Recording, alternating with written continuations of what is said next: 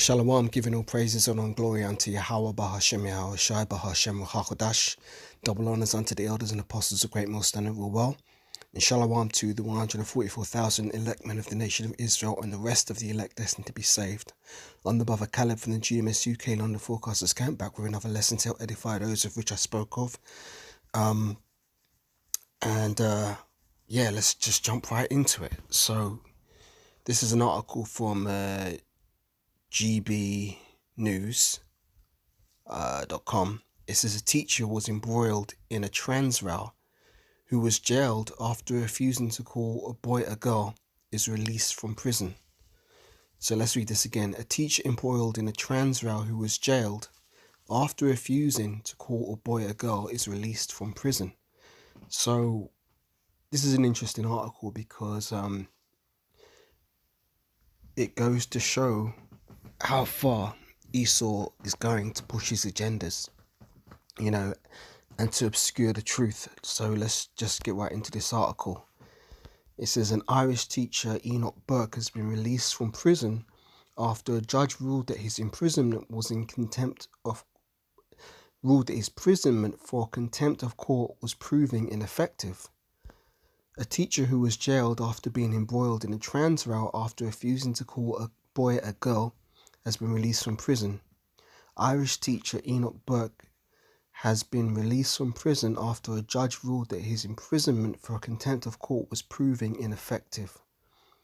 Justice David Nolan has instead imposed a daily fine of €1,400, which is about £1,100 on Burke for defying court orders to stay away from Wilson Hospital School in County Westmeath.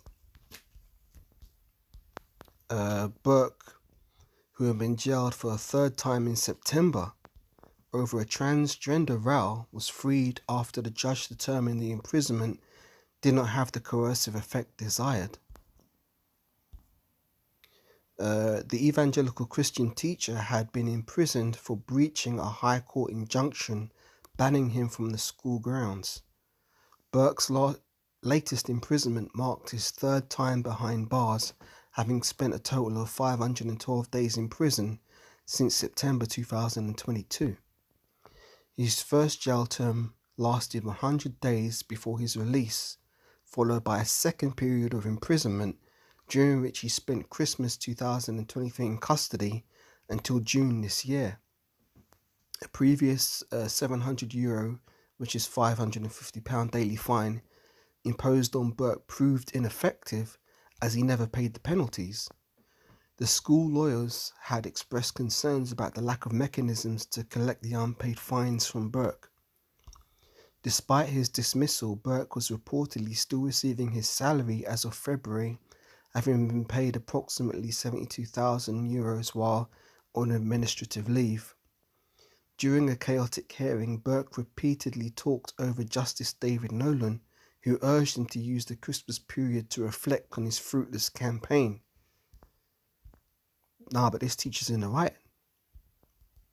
The judge criticized Burke for making misguided and ridiculous arguments in his defense when appearing in court. Justice Nolan stated that Burke's talents as a teacher were being entirely wasted.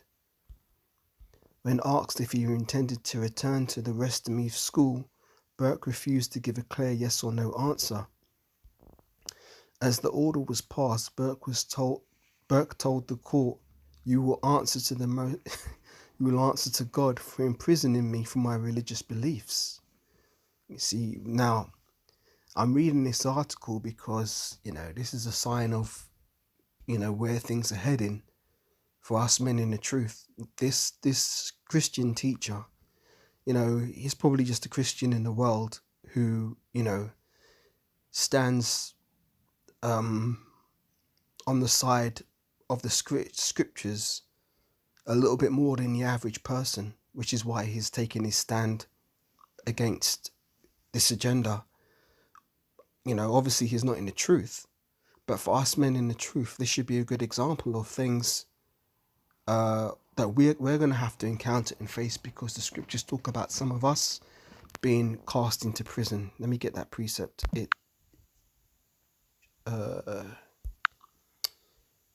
Revelation 2:10, I believe.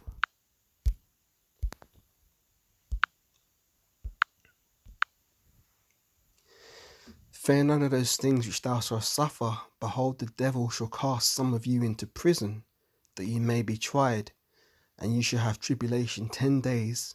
But be thou faithful unto death, and I will give thee a crown of life. So we're going to have to encounter similar things. So this is a very interesting article from that perspective. You know, we need to prepare our minds for when shit gets real, because Esau can come at us, you know, and he's got the records. You know, they've got their the videos are out there. You know, we've been putting up videos, you know, talking against these agendas, bringing out precepts. You know, they've got the records. So don't be surprised or amazed when one day Esau comes to collect. You know, he says, oh, well, you've been saying this online, you've been saying that online, and we're going to charge you with hate speech, you know. And, you know, some of us we cast into prison, as it says here. But it says, be thou faithful unto death, and you shall receive a crown of life. So no matter what Esau throws at us, we've got to stand firm and stand on our beliefs, you know. And the Most High will defend those who take a stand for him, you know. Because it's all too easy to sell out and to, you know, forsake your faith in the face of adversity. But real faith is when you retain it in the face of great adversity and you don't let it go.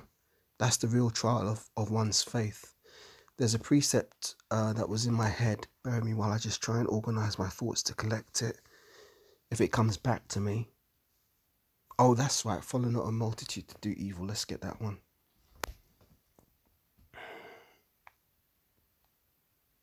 First of all, there's another one that comes to mind.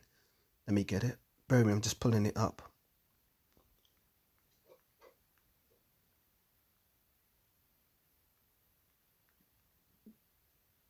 This is Isaiah chapter 5 and verse 20.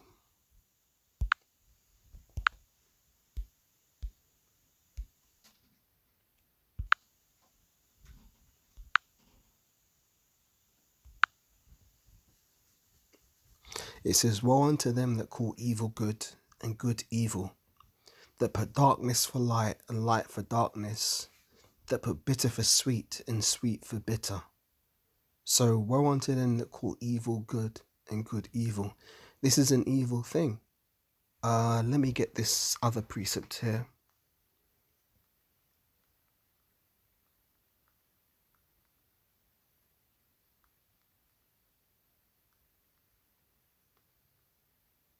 Deuteronomy chapter 22 and verse 5.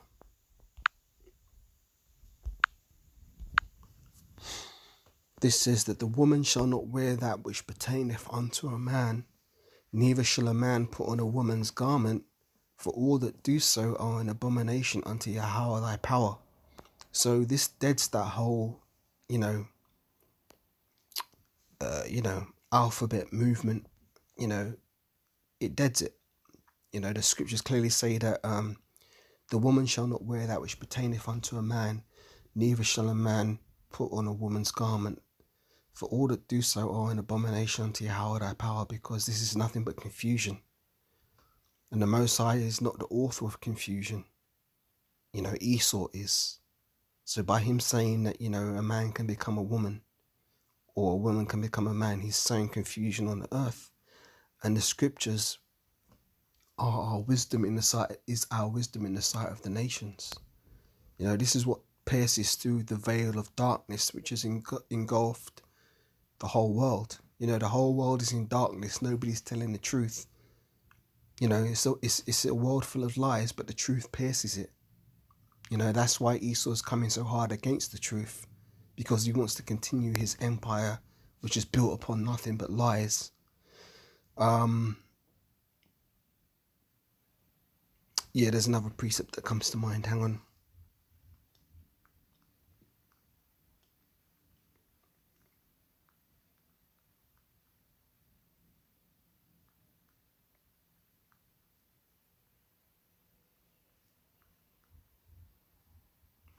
This is Exodus 23 and verse 2.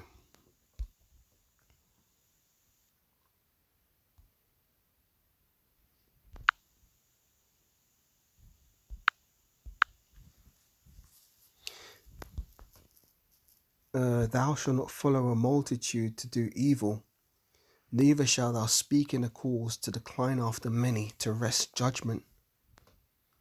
So we're not supposed to follow a multitude to do evil, no matter how many people may be on that course doing a particular thing and saying it's okay.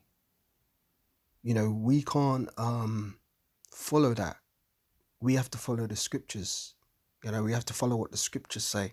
So the scriptures say, follow not a multitude to do evil, neither shalt thou speak in a cause to decline after many, to wrest judgment. So these precepts are precepts that we should keep in mind when it comes to, retaining our faith, because these are the scriptures which strengthen us to retain our faith. So let's get back to the article. And it says, where are we going? Here we are.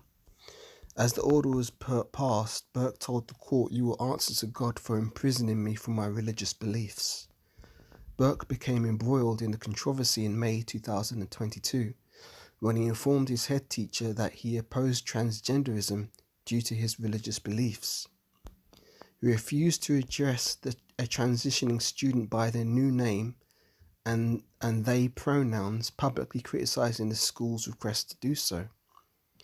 The teacher was subsequently sacked from Wilson Hospital School for gross misconduct in January of 2023. So there's the teacher there in the middle. Last year, Judge Owens upheld the school's decision to suspend Burke, citing his challenging behaviour towards the principal during the staff meeting, chapel service and dinner. Burke insisted he did not force his beliefs on anyone, claiming instead that the transgender ideology was being forced on him, which is the truth. Under the new ruling, if Burke breaches the injunction when the school reopens in January, the court will involve the Attorney General and Department of Finance. The judge specified they would need to determine a mechanism directly use Burke's salary to pay the $1,400 daily fine. Justice Michael Quinn had previously noted there was an urgent requirement to address the difficulties Wilson's Hospital School was experiencing due to Burke's presence. The judge stated that Burke was disrupting day-to-day activities and duties performed by the teachers and staff at the school. So yeah, man, this is just, a prelude of things to come for men of the hopeful elect.